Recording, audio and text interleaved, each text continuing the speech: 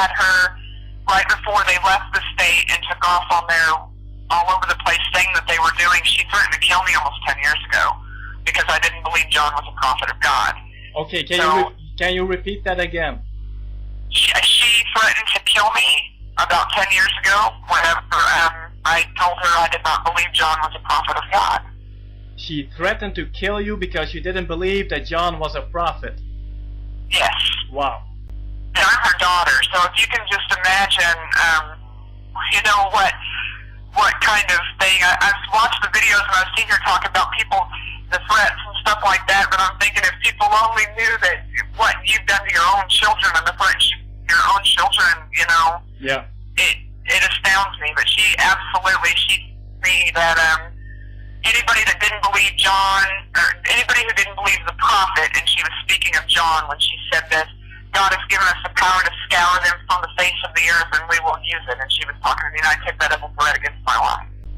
So basically nothing much has changed, because if we look at these situations going on right now on YouTube, and I do not know if you know anything about it, it is basically those that do not, you know, basically those that oppose John and basically, you know, do not believe he's a prophet. We came to find out that there's basically nothing they will not do to, you know, to persecute you or to slander you or to shut you up, and no, and I believe, and that's how they've always been, and her especially. I mean, my dealings with John after I found out what I found out about him, his own daughter, became extremely limited. I did not want this man anywhere near me or my family after that. wow. But the feelings I had before that, I could see that in him. I knew that there was something wrong. I believe honestly that John is a very dangerous man. You believe that John is a very dangerous man? Absolutely. Okay. He's I know that she is, but he is I don't know how to put it other than I want to say he is the ringleader, because I know that she doesn't do anything. He's got a very dim view on women and women's opinions, and I have seen, and my other members of my family have seen him talk to women like you know, he'll automatically address the man present instead of the female, and he'll say rude and condescending things. So I don't see where now my mother has a lot of control over her life. It's probably all of him.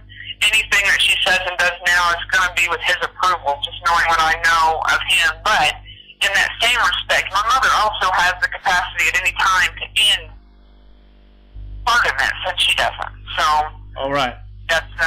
That's a choice we all make. So concerning John, he doesn't believe that women really should have a say or an opinion in anything. Absolutely, and that I have seen firsthand. A lot of my family has. Her own sisters have. I think the last time they tried to visit in person with my brother had to put him in check for talking down to my brother's wife. And, you know, it was a respect issue. You don't come into somebody's home and talk to their wife like they're just dirt. And John was doing that, and I think my brother had to say something to him for talking to my sister-in-law like she was, you know, less than a person. So this is not John's whole behavior. He hasn't ever said, oh, I don't like women, but his behavior indicates that he feels like because he's a man, he's superior. Well, that explains a lot to me concerning that which has been going on between John and Sheren and this very ministry, which has a woman as a leader, by the way. This explains a lot. Yeah, it would explain a lot. If that's the case, then it would probably have a lot to do with the fact that she is a woman, because he is all about, he's a man, and so he knows everything, and he doesn't even want to hear your opinion. If you're a woman, it doesn't matter. And she won't. My mother, I want to say that she has always been very susceptible to people that are overbearing like that. She's always been a follower, really, not a leader, and so it doesn't surprise me that the things are kind of this way with him. Alright, so everything that Sheren basically does and speaks is under the supervision of John. Oh yes. And it got to the point, she won't even, the last time she contacted one of us, he wouldn't let her talk on the phone with without it being on speakerphone and him listening to the conversation. He's so afraid. Which would be, which would be your brother. Your brother was on the phone. Was that your brother with Sheren on the phone? Right, and he had it on speakerphone because he had to hear the conversation with her own child. And so it's he's very controlling, it's very disturbing.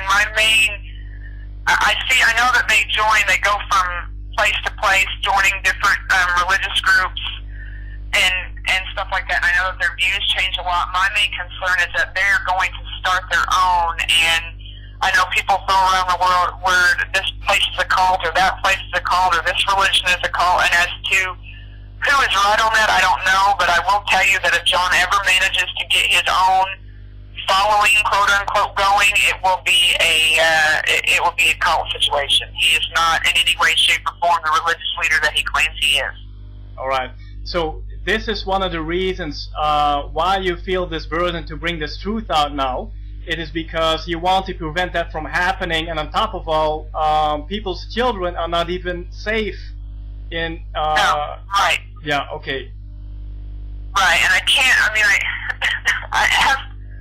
I asked my sister, I said, I don't think I can sit back in good conscience. I don't want to be afraid of them anymore. I don't want to live afraid that they're going to come and try to do something to me or my children, and I can't sit back in good conscience anymore and watch what's going on and know that at some point in the future that some child may be injured by John because of the way that he is and not say anything, because I feel like I'm a part of that. I'm just as much to blame, and I want people should at least know what they're dealing with when they deal with John and Sheren.